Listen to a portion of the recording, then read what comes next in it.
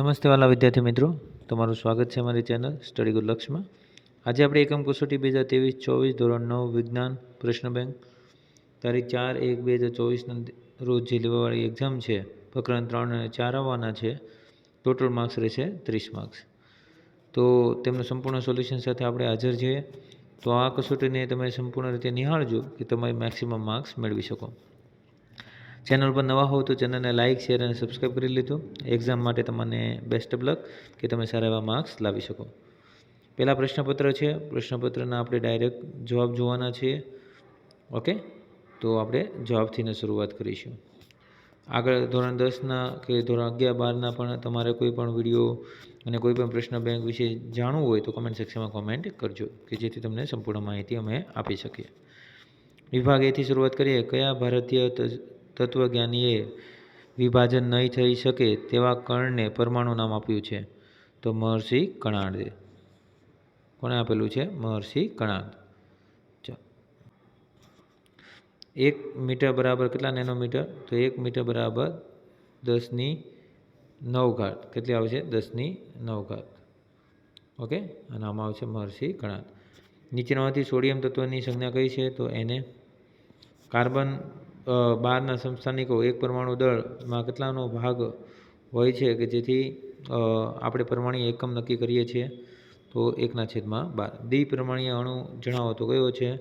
એ અને બી, એટલે Cl2 અને O2. પરમાણ્વીયકતા એટલે શું હોય છે? પરમાણ્વીયકતા એટલે કોઈપણ અણુના બંધારણમાં રહેલા પરમાણુઓની સંખ્યા તે અણુની પરમાણ્વીયકતા કહે છે. કેટાયન કોને કહે છે? ધન વીજભારિત આયનને કેટાયન કહે છે. સલ્ફાઇડ આયનના હાજર પરમાણુની સંખ્યા કેટલી છે? તો SO4, SO3-2 sulphide ion. Aluminium હાઇડ્રોક્સાઇડનું આણ્વિક રાસાયણિક સૂત્ર શું છે? AlOH3 છે. વીજભાર ધરાવતા પરમાણુઓના સમૂહને શું કહે છે? વીજભાર ધરાવતા પરમાણુ સમૂહને બહુપરમાણીય આયન કહે છે. કાર્બન 12ના સમસ્થાનિકો એક પરમાણુ દળના કેટલામાં ભાગને માન્ય પરમાણુ એકમ તરીકે લે છે? 1/12. પરમાણુઓના નાની પૂર્ણાંક સંખ્યાને યોગ્ય ગુણોત્તરની જોડાઈને ખાલી જગ્યા બનાવે છે સંયોજન. યોગ્ય રીતે આપણે જોડકા જોડીએ તો આપણને મળી જશે. જેવી રીતે કોબાલ્ટ છે તો CO, સોનું છે તો AU, સિલિકોન છે તો Si. ચલો, CO3-2 સ્પીસીઝમાં કેટલા પરમાણુની હાજર છે? તો 4 પરમાણુઓ હાજર છે, 1 કાર્બન અને 3 ઓક્સિજનના. P2O5માં સ્પીસીઝમાં કેટલા પરમાણુઓ હાજર છે? 5 ઓક્સિજનના અને 2 ફોસ્ફરસના, એટલે ટોટલ 7 પરમાણુઓ હાજર છે. નીચેના સંયોજનોનું રાસાયણિક સૂત્ર લખો. તો બેરિયમ નાઇટ્રાઇટ. તો બેરિયમ નાઇટ્રાઇટનું રાસાયણિક સૂત્ર થશે, તમારી સામે છે, BaNO3 અને Y2 થશે. એલ્યુમિનિયમ ફોસ્ફેટ છે, AlPO4 થશે. એમની વીજભાર ઉપર આધાર રાખે છે. 8 ગ્રામ ઓક્સિજન જ્યારે 3 ગ્રામ કાર્બનનું દહન કરવામાં આવે ત્યારે 11 ગ્રામ કાર્બન ડાયોક્સાઇડ બને છે.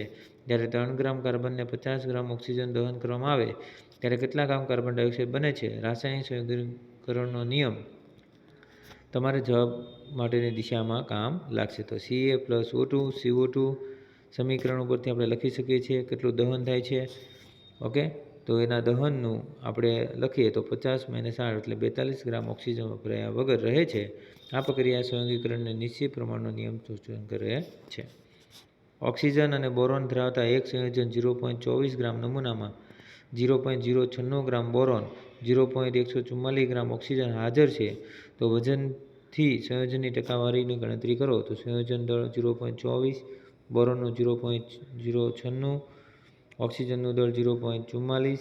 સંયોજનની ટકાવારી તમે જુઓ તો બોરોનની ટકાવારી જોઈએ તો બોરોનનું દળ ભાગ્યા સંયોજનનું દળ ગુણ્યા 100 તો 40%. ઓક્સિજનની ટકાવારી જુઓ તો 60%.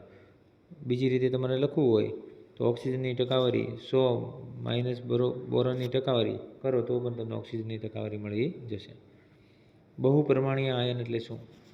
વીજભાર ધરાવતા એક કરતાં વધુ પરમાણુઓનો સમૂહ બહુપરમાણીય આયન કહે છે. બહુપરમાણીય આયનમાં તમે જુઓ તો ઓક્સિજન પરમાણુ, હાઇડ્રોજન પરમાણુનું મિશ્રણ, 1 કાર્બન પરમાણુ અને 3 ઓક્સિજનવાળું, 1 સલ્ફર પરમાણુ, 4 ઓક્સિજન, 1 ફોસ્ફરસ પરમાણુ અને 4 ઓક્સિજન. CCl2માં સૂત્ર એકમની ગણતરી કરો. તો આપણે કરીએ તો CCl2 એકમ સૂત્રમાં જોઈએ તો 40, 2 × 35/5, 40 ને 71 કરશું એટલે કેટલા મળી જશે? 111 તમને મળી જશે. તો આ હતું તમારું એક સોલ્યુશન કે જે ચેપ્ટર રિલેટેડ અને ચેપ્ટર રિલેટેડ જે પ્રશ્ન બેંક છે તેમને તમારી સામે રાખવામાં આવ્યો છે.